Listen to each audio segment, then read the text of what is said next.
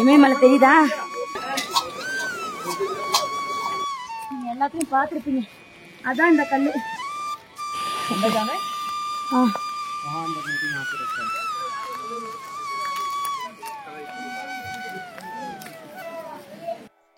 வணக்கம் மக்களே, இப்போ நாங்கள் ரொம்ப ஹாப்பியாக இருக்கோம். ஏன்னா நாங்கள் கேதார்நாத் கோயில் வந்து ரீச் பண்ணியாச்சுங்க.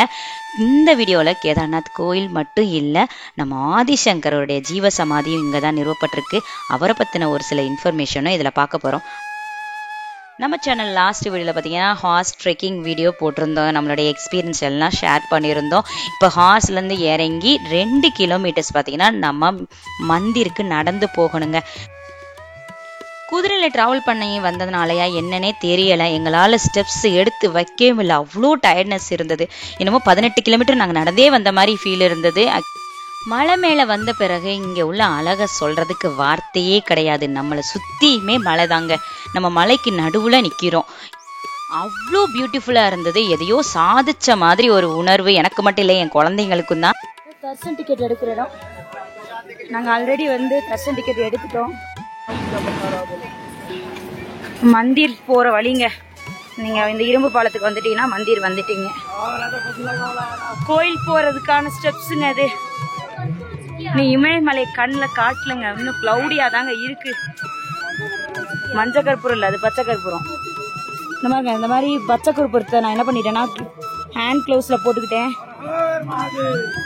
எப்பெல்லாம் உங்களுக்கு பிரீத் ப்ராப்ளம் வருதோ அப்பெல்லாம் வந்து இப்படி ஸ்மெல் பண்ணிக்கலாம். இங்கே நம்ம குதிரையில் ட்ரெக்கிங் வரோம் அப்படின்னா கோயிலேருந்து கொஞ்சம் தூரத்திலே இறக்கி விட்டுருவாங்கங்க. அங்கேருந்து கோயிலுக்கு 2 கிலோமீட்டர் வரைக்கும் நம்ம நடந்து தான் வரணும். நடக்க முடியாதவங்களுக்கு பார்த்தீங்கன்னா கோயில் வரைக்குமே தூக்கிட்டு வர்றதுக்காக சிங்கிள் டோலி சர்வீஸ் இருக்குது. அதுக்கு வந்து ஒரு 200, 250 ஆளை பொறுத்து மாற்றி கேட்பாங்க. எங்களுக்கு எங்கள் குதிரைக்கார பசங்க பார்த்தீங்கன்னா ரிட்டன் போகிறதுக்கும் நாங்கள் பேசினனால எங்கள் கூடயே மந்திர் வரைக்குமே வந்திருந்தாங்க. ஒரு 2 hours தாங்க டைம் கொடுத்துருக்காங்க. அதுக்குள்ளே இந்த இடம்லாம் நாங்கள் பார்த்துட்டு ரிட்டன் ஆகணும்னு சொல்லிட்டாங்க. மந்திர் வந்தாச்சு.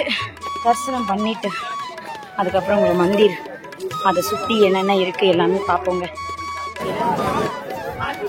கேதார்நாத் எங்களை கூட்டிட்டு வரதுக்கு ஏங்க இவ்வளவு நேரம் ஆக்குனீங்க? குதிரையில வந்து வந்துட்டு இருக்கா. கம்மிங்.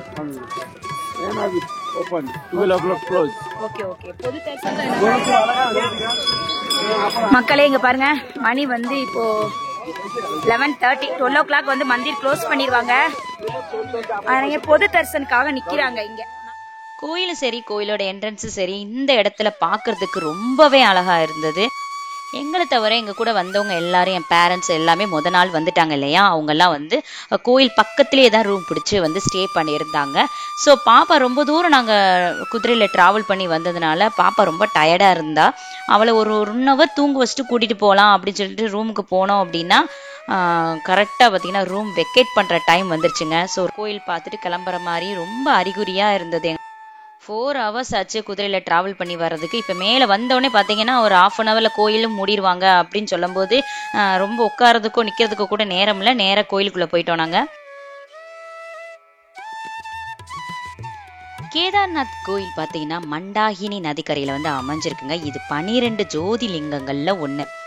இந்த கோயிலை 8ஆம் நூற்றாண்டில் நம்ம ஆதிசங்கரர் வந்து புதுப்பிச்சிருக்காரு. இங்கே உள்ள சிவபெருமானை கேதார்நாத் அப்படிங்கிற பேரில் வழிபட்டு வராங்க. கேதார்நாத் கோயில் எப்படி உருவாச்சு தெரியுமா? நம்ம பஞ்ச பாண்டவர்கள் குருஷேத்திர போருக்கு அப்புறம் தன்னோட பாவத்தை போக்கணும் அப்படிங்கிறதுக்காக இமயமலையில இறைவனை தேடி வராங்கங்க. அங்க சிவபெருமான் வந்து எருது, அதாவது நந்தி ரூபத்துல வந்து காட்சி அளிச்சு மறைஞ்சு போறாரு. அப்போ பீமன் தன் கையால சிவபெருமானை பிடிக்கணும்னு சொல்லி ஓடும் போது அவரோட திமிழ் மட்டுமே கையில் ஆகப்பட்டிருக்கு. அந்த இடம்தான் இந்த கேதார்நாத். இவருடைய மற்ற உடல் பாகங்கள் காட்சி அளிச்ச இடங்களை தான் இங்க பஞ்ச கேதார்னு சொல்றாங்க.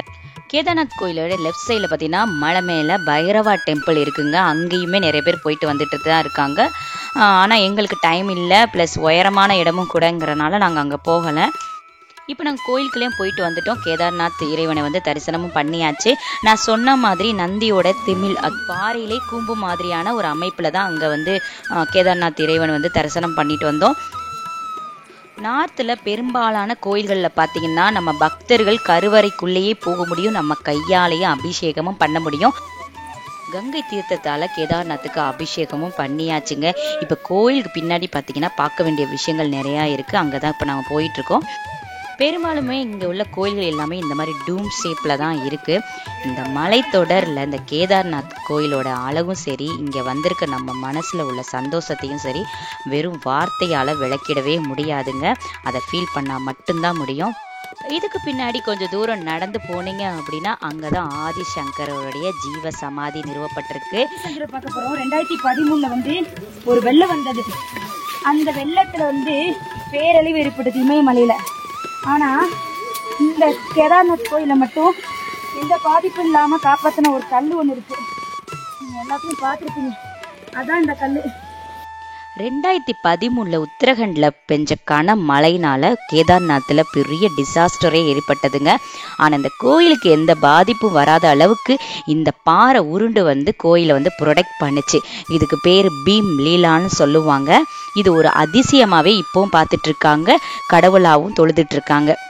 ஆக்சுவலாக தரிசனம் முடித்தோடனே பார்த்தீங்கன்னா இங்கே மழை ஸ்டார்ட் ஆயிடுச்சுங்க. நீங்கள் பார்த்தாலே தெரியும், நாங்கள் நார்மல் ட்ரெஸ்லேயே இல்லை, ஃபுல் அண்ட் ஃபுல் ரெயின் கோட்லேயே தான் சுற்றிக்கிட்டு இருக்கோம். ஆனால் குதிரைக்காரங்க எங்களை வந்து இது உடனே இறங்கணும்னு சொன்னாங்க. நாங்கள் ஆதிசங்கரர் பார்க்காம எங்கேயும் வரமாட்டோம்னு சொல்லி நேராக இங்கே வந்துட்டோம். இமயமலை கற்களால் செய்யப்பட்ட ஆதிசங்கரருடைய அமர்ந்த நிலையில் உள்ள சிலை வந்து இங்கே வைக்கப்பட்டிருக்காங்க. இதை நம்ம நாட்டு பிரதமர் மோடி தான் திறந்து வச்சாரு. இந்த வழிநடுக்க லெஃப்ட் அண்ட் ரைட்ல பார்த்தீங்கன்னா சிவலிங்க மாதிரியே கற்களை வந்து அடுக்கி வச்சிருப்பாங்க. ஆதிசங்கரர் பத்தி பேசணும் அப்படின்னா அதுக்கு ஒரு நாள் பத்தாது. இதுல எந்த அளவுக்கு சுருக்கமா சொல்ல முடியுமோ சொல்றேன். ஆதிசங்கரர் பிறந்தது கேரளால இருக்கிற காலடியில தான். ஆதிசங்கருடைய அம்மா அப்பா பார்த்தீங்கன்னா சிவகுரு, ஆரியம்பாள். இவங்களுக்கு ரொம்ப வருடமாவே குழந்தை இல்லாம இருந்திருக்கு. இறைவனை நோக்கி தவம் இருந்திருக்காங்க. இவங்களுடைய தீவிரமான பக்தியை பார்த்துட்டு இறைவன் ஒரு நாள் வந்து அந்த அம்மாவுடைய காதுல வந்து வரம் கொடுக்குறாங்க. இந்த மாதிரி உனக்கு என்ன மாதிரியான குழந்தை பிறக்க வேண்டும் கேட்குறாங்க. அதாவது 2 ஆப்ஷன் கொடுக்குறாரு சிவனை. ஒன்று, நீண்ட ஆயுள் உள்ள குழந்தை ஆனால் ஞானம் இருக்காது. ஞானம் இருக்கிற குழந்தைக்கு நீண்ட ஆயுள் இருக்காது. இந்த மாதிரி 2 ஆப்ஷன் கொடுத்து இதில் எந்த மாதிரியான குழந்தை வேணும்னு கேட்குறாரு. அதுக்கு அந்த தாய் வந்து தன் குழந்தை ரொம்ப திறமையானவனா, ஞானம் உள்ளவனா, எல்லாத்திலையும் சிறந்தவனா இருக்கணும் அப்படிங்கிற மாதிரி கேட்டுக்கிறாங்க. அதுக்கு சிவபெருமானே அவங்களுடைய குழந்தையா வந்து அவங்க வயிற்றுல பிறக்கிறாரு. அவர் தான் ஆதிசங்கரர். சிவனுடைய அம்சமா இருக்கக்கூடிய ஆதிசங்கரர் அவருடைய சின்ன வயது படிப்பெல்லாம் முடிச்சுட்டு அவருடைய திருமண வயது வரும்போது அவங்க அம்மா வந்து அவர் கல்யாணம் பண்ணிக்க சொல்லி வற்புறுத்துறாங்க. ஆனால் சன்னியாசியாக போகணும் அப்படிங்கிறது தான் ஆதிசங்கரோட விருப்பம். அப்படிங்கிறதுனால அவர் தாய் வந்து அனுமதி கொடுக்குறாங்க. ஆனால் தன்னோட இறுதி சடங்குக்கு கண்டிப்பாக நீ வரணும் அப்படிங்கிற மாதிரியும் சொல்லி அனுப்பிடுறாங்க. ஆதிசங்கரோட வாழ்ந்த காலம் பார்த்தீங்கன்னா 8ஆம் நூற்றாண்டு அப்படிங்கிற மாதிரியும் சொல்லப்படுது. முதல்ல பார்த்தீங்கன்னா ஸ்ருங்கேரி போகிறாரு. அங்கே ஒரு குரு இருக்கார். அவருக்கு வந்து சீடராக இருந்து அங்கே உள்ள கலைகள்லாம் கற்றுக்கணும்னு சொல்லி ஆதிசங்கரர் வந்து ஆசைப்படுறாரு. அப்போ வந்து நீ யார் அப்படிங்கிற கேட்கும்போது இவருடைய அத்வைத தத்துவத்தை பற்றி சொல்கிறாரு. அத்வைத தத்துவம் அப்படிங்கிறது வந்து நீயும் நானும் வேறு கிடையாது, எல்லாருக்கும் மனம் அப்படிங்கிறது ஒன்று தான். அதாவது அந்த ஆத்மா அப்படிங்கிறது இறைவன் எடுத்து தான் வருது.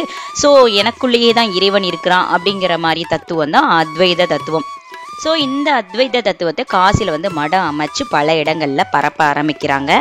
அங்கே இருந்து தான் நம்ம ஆதிசங்கரர் வேதவியாசர் எழுதிய முக்கியமான 3 நூல்களுக்கு வந்து விளக்க உரை எழுதுறாரு. அங்கே போனோடனே என் ஹஸ்பண்டுக்கு ரொம்ப எமோஷ்னல் ஆயிடுச்சு. பிகாஸ் நாள்லேருந்து நாங்கள் பார்த்தீங்கன்னா நிறைய தடங்களில் பார்த்துட்டு இருக்கோம். இன்றைக்குமே கஷ்டப்பட்டு தான் மேலே ஏறி வந்திருக்கோம். அப்படி இருந்தும் பார்த்தீங்கன்னா 1 ஹவரில் மழையும் ஆரம்பிச்சிருச்சு. இப்படி அடுத்தடுத்து பார்த்தீங்கன்னா இங்கே ரொம்ப நேரம் ஸ்பெண்ட் பண்ணவே முடியலை. அந்த கட்டத்தில் பிள்ளைங்களை கூட்டிகிட்டு வந்துட்டோமே அப்படின்னு சொல்லிட்டு குழந்தைங்களை நினச்சி ரொம்பவே ஃபீல் பண்ண ஆரம்பிச்சிட்டாங்க.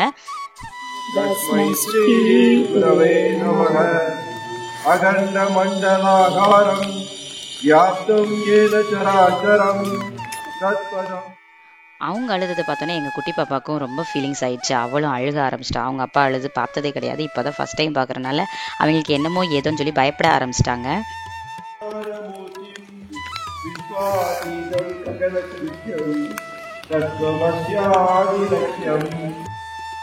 ஒரு நாள் ஆதிசங்கரர் காசியில வந்து அவரோட சீடர்களை கூப்பிட்டுட்டு நடந்து போயிட்டு இருக்காரு. அவருக்கு ஆப்போசிட்ல ஒரு ஆள் வந்து நாயெல்லாம் வச்சுட்டு வந்துட்டு இருக்காரு. அவரை பார்த்தோன்னே ஆதிசங்கரர் என்ன சொல்லியிருக்காரு, விலகிப்போ விலகிப்போன்னு சொல்லியிருக்காரு. விலகிப்போ அப்படின்னு சொன்ன உடனே அங்க ஆப்போசிட்ல இருந்தவர் சொல்லியிருக்காரு, நீ யாரை விலகி போக சொல்ற, என்ன விலகி போக சொல்றியா இல்ல என்னோட ஆன்மாவை விலகி போக சொல்றியா அப்படிங்கிற மாதிரியான ஒரு கொஸ்டின் வைக்கிறார். அப்பதான் வந்து நம்ம ஆதிசங்கரருக்கு புரிப்பட்டது. ஏன்னா இவருடைய அத்வைத தத்துவத்திலே என்ன சொல்றாரு அப்படின்னா, இங்க உடம்பு அப்படிங்கிறது ஜஸ்ட் ஒரு கூடு தானே, ஆன்மாங்கிறது உனக்கு எனக்கு சேம், அதாவது எல்லாமே ஒரு இடத்துல இருந்து தான் வருது. அப்படிங்கும் போது நீ யாரை விலகி போக சொல்ற அப்படிங்கிற மாதிரியான கொஸ்டின் எழுப்பவுமே இவருக்கு புரிப்பட்டது, இது வந்திருக்கிறது சாதாரண ஆள் கிடையாது அப்படின்னு சொல்லிட்டு சாஷ்டாங்கமா காலில் விழுந்து கும்பிட்டுறாரு. அதுக்கப்புறம் இன்னொரு இடத்துல பார்த்தீங்கன்னா இல்லறத்தை பற்றின கேள்வி வரும்போது இவர் ஒரு துறவி அப்படிங்கிறதுனால இல்லறத்தை பற்றி தெரியாது அப்படிங்கிறதுனால அதை தெரிஞ்சுக்கிறதுக்காக இவர் கூடு விட்டு கூடும் பாஞ்சிருக்கிறதாவும் சொல்லப்படுது. ஃபைனலி பார்த்தீங்கன்னா இவர் 4 இடங்கள்ல வந்து பீடம் அமைச்சிருக்காரு. நம்ம கேதார்நாத், பத்ரிநாத், பூரி, அப்புறம் துவாரகா, இந்த 4 இடத்துல வந்து பீடம் அமைச்சு 4 இடங்களுக்கும் 4 முக்கியமான ஆள்களை வந்து நியமிச்சிருக்காரு. இந்த குதிரைக்கார பசங்கள ஒரு பையன் தான் என் சின்ன பொண்ணை வந்து கூடயே கூட்டிட்டு போயிட்டு ரொம்ப கேரிங்கா பார்த்துக்கிட்டான். இங்கே மேலேன்னு வந்ததுக்கு அப்புறம் பார்த்தீங்கன்னா இங்கே விற்கிற பொருட்கள் எல்லாமே மேக்ஸிமம் காஸ்ட்லியாக தாங்க இருக்குது. நார்மல் ஷாப்பை கம்பேர் பண்ணும்போது இங்கே ஒரு 50 to 100 rupees வந்து அதிகமாக வச்சு தான் விற்கிறாங்க. ஒயிட் ரைஸ் கிடைக்கும், ஆனால் அது வந்து வெந்திருக்கவே செய்யாதுங்க, ரொம்ப விதையாக வச்சுருப்பாங்க. எதையுமே அப்பப்போ தான் ப்ரிப்பேர் பண்ணி கொடுப்பாங்க. இன்னும் இங்கே கிளைமேட்டும் வந்து ரொம்ப ஜில்லுன்னு இருக்கிறனால அடிக்கடி மழையும் பேஞ்சிக்கிட்டே இருக்குங்க. அதனால் அப்போ தான் வந்து டீ போட்டு கொடுப்பாங்க. எல்லாமே அந்த டைமில் தான் பண்ணி கொடுப்பாங்க. சுடுதண்ணி குடிக்கிற தண்ணி கிடைக்குமானா கிடைக்காது. இங்கே ஏர்லி மார்னிங்கும் ஈவினிங்கும் சிறப்பு தரிசனம் வச்சுருக்காங்க. மற்ற நேரங்களில் எப்போனாலும் கும்பிட்டுக்கலாம். ஆஃப்டர்நூன் 12 o'clock க்ளோஸ் பண்ணி 3 o'clock ரீஓப்பன் பண்ணுறாங்க கோயிலை.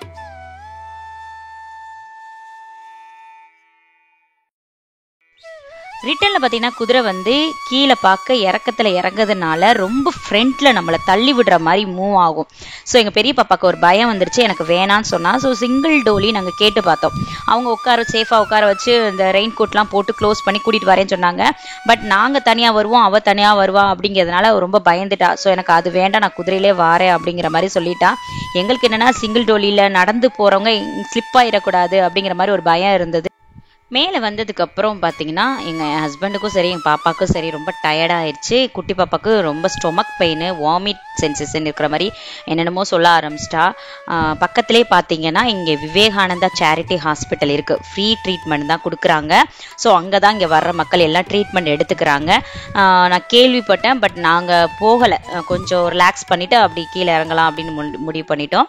இங்கே லேப், ஐசியூ எல்லா வசதியுமே வச்சுருக்காங்க. இங்கே மேக்ஸிமம் பார்த்தீங்கன்னா ஹை ஆல்டிடியூட் ஏரியா அப்படிங்கிறதுனால நிறைய பேருக்கு மூச்சு திணறல், ஆக்சிஜன் குறைபாடுனால வர்ற பிரச்சனைகள்லாம் வரும். அது மட்டும் இல்லாமல் நடந்து வர்றவங்களுக்கு நெஞ்சு வலி இந்த மாதிரியான பிரச்சனைகள் வரவும் வாய்ப்பு இருக்குது. கோயிலேருந்து கொஞ்சம் தூரத்துலேயே பார்த்தீங்கன்னா ஹெலிபேட் இருக்குது. நேற்று வந்திருந்தா நாங்கள் இங்கே தான் வந்து இறங்கியிருப்போம்னு நினைக்கிறேன். இன்றைக்கி பார்த்தீங்கன்னா காலையிலேருந்து நிறைய ட்ரிப்பு ஹெலிகாப்டர் வந்து போயிட்டு தாங்க இருந்தது. நாங்கள் நினச்சிக்கிட்டு தான் இருந்தோம் வெயிட் பண்ணியிருக்கலாமோ வந்திருக்கலாமோ அப்படின்னு சொல்லி. பட் இருந்தாலுமே எங்களுக்கு ட்ரெக் பண்ணி வந்தது ரொம்பவே சந்தோஷம்தான். இங்கே நாங்கள் வந்ததுலேருந்தே பார்த்தீங்கன்னா க்ளவுடியாக தான் இருக்குது. அதுக்கப்புறம் மழை பெய்தே தவிர எங்களால் இமயமலையை, வெள்ளிமலையை வந்து சரியாக பார்க்கவே முடியலைங்க. எனக்கு கொஞ்சம் ஃபீலிங்ஸாக இருந்தது. அப்போ என் ஹஸ்பண்ட் சொன்னாங்க, நீ ஆதிசங்கர்கிட்ட நல்லா வேண்டிக்கோ, கண்டிப்பாக உனக்கு தெரியும் அப்படின்னு. ரிட்டன் வந்துட்டு இருக்கும்போது திரும்பி பார்த்தோம் அப்படின்னா அழகாக காட்சி அளிச்சிச்சுங்க. பட் அந்த அழகை ரொம்ப நேரம் ரசிக்கவே முடியலங்க, அவ்வளோதான் நேரம் இருந்தது. பட் எனக்கு தோணுது என்னென்னா நெக்ஸ்ட் டைம் கண்டிப்பாக வரணும் அப்படிங்கிற மாதிரி தான் தோணுச்சு. மழை வந்து பார்த்தீங்கன்னா கோல்டன் கலர்ல ஜொலிக்கும். நேற்று வந்தவங்க எல்லாருமே பார்த்துட்டாங்க, எங்களால் பார்க்க முடியல. அது வந்து எப்போ தெரியும்னா சூரியன் மறையும் போது தான் தெரியும், ஈவினிங்ல தான் தெரியும். இப்படி ஒயிட் கலர்ல இருக்கிற மழை வந்து பார்த்தீங்கன்னா கோல்டன் கலர்ல ஜொலிக்குங்க. இங்கே முடியல, நான் பத்ரியில கண்டிப்பாக பார்த்துறேங்க. இங்கே காலனில நீங்கள் கணிக்கவே முடியாதுங்க. சடனா பார்த்தா மழை பெய்யுது, சடனா கிளவுடி ஆகுது, சடனா பார்த்தா அப்படியே கிளவுட் எல்லாம் கலைஞ்சு உங்களுக்கு இமயமலை காட்சி அளிக்குது. ஒரு 1 hour வெயில் லைட்டா. குடும்பமாக தான் சேர்ந்து போவேன் அப்படிலாம் இல்லை. தனித்தனி ஹார்ஸ்ல ஏறினாலும் சரி, தனித்தனி டோலியில் ஏறினாது அவங்க வேணா சொல்லலாம் சேர்ந்து வாங்க அப்படின்னு. அவங்க அங்கே ரிஸ்க், அவங்க கையிலங்க. நினைச்ச நேரம் இறங்கி டீ குடிக்கிறேன், காஃபி சாப்பிட்றேன் அப்படின்லாம் சொல்ல முடியாது. மோஸ்ட்லி இங்கே வர மக்கள் எல்லாமே 1 day நைட் ஸ்டே பண்ணிட்டு தரிசனம்லாம் பார்த்துட்டு நிதானமாக அடுத்த நாள் தான் இறங்குவாங்க. இங்கே பெர் ஹெட்டுக்கு 2000 வாங்குறாங்க. அதுலேயும் ரூமில் வந்து ஹீட்டர் இல்லை அப்படிங்கிற மாதிரியே எங்கள் ஆள்கள்லாம் சொன்னாங்க. இது போக உங்களுக்கு தங்குறதுக்கு டென்ட்டும் கிடைக்கும். அது ப்ரைஸ் வந்து 500 தான் இருக்கும். ஆனால் நம்மளால் குளிர தாங்க முடிகிறவங்களா இருந்தால் மட்டும் டென்ட்டில் தங்கிக்கலாம். ஒரே நாளில் மேலே ஏறி அதே நாளில் கீழே இறங்குறவங்க நாங்களாக தான் இருப்போம்னு நினைக்கிறேன். ஹெலிகாப்டரில் வந்துட்டு ஹெலிகாப்டர்லேயே ரிட்டர்ன் ஆனவர் கூட விஷயம் கிடையாது. நம்ம ட்ரெக் பண்ணி ஏறி இறங்குறதுங்கிறது ரொம்பவே கஷ்டமான ஒரு விஷயம். இருந்தாலும் நாங்கள் இறங்கி ஆக வேண்டிய கட்டாயம். இவ்வளோ சீக்கிரம் கீழே இறங்குறதுக்கு எங்களுக்கு மனசே இல்லை, வேறு வழி இல்லை. மழை வேற வந்துருச்சு. குதிரைக்காரங்க என்ன சொல்கிறாங்கன்னா லேண்ட்ஸ்லைட் ஆக வாய்ப்பு இருக்குது அப்படி இப்படி நம்மளை பயமுறுத்தி கூட்டிகிட்டு போகிறாங்க. ஆக்சுவலி அது கிடையாது. ரிட்டன் இறங்கும்போது தான் கவனித்தேன், ஒரு சில பேர் வந்து நைட் ட்ரெக்கும் பண்ணுறாங்க. நாங்கள் கீழே இறங்கும் போது நைட்டு குதிரைகள் வந்து மேலே ஏறுது அப்படிங்கிறதையும் நான் பார்த்தேன். ரிட்டன் பார்த்தீங்கன்னா 2 குழந்தைங்களுமே ரொம்ப கஷ்டப்பட்டாங்க. அழுகாத குறை. 2 பேருமே பேக் பெயின், கால் வலி, எங்களை இறக்கி விடுங்கன்னு ஒரு 5 கிலோமீட்டருக்கு முன்னாடியே வந்து கீழே இறங்கிட்டாங்க. அங்கேருந்து கொஞ்சம் தூரம் நடந்துட்டு அதுக்கப்புறம் அகைன் குதிரையில் ஏறுறது, இந்த மாதிரி மாற்றி மாற்றி தான் பண்ணோம். கேதார்நாத் வீடியோவில் பார்த்தீங்கன்னா நிறைய கஷ்டங்களை நான் சொல்லியிருப்பேன். ஏன்னா ஃபேமிலியாக வந்ததுனால அந்த கஷ்டங்கள்லாம் நாங்கள் பார்த்தோம். இருந்தாலுமே நாங்கள் எதை நினச்சி வந்தோமோ அதை ரீச் பண்ணிட்டோம் அப்படிங்கும்போது, அதை பார்த்துட்டோங்கும்போது ரொம்ப ஹாப்பியாக இருந்துச்சு. இந்த ட்ரிப்பை பற்றி நாங்கள் வாழ்நாள் முழுக்க பேசிக்கிட்டே இருப்போங்க. உங்களுக்கும் இது யூஸ்ஃபுல்லாக இருந்திருக்கும்னு நினைக்கிறேன்.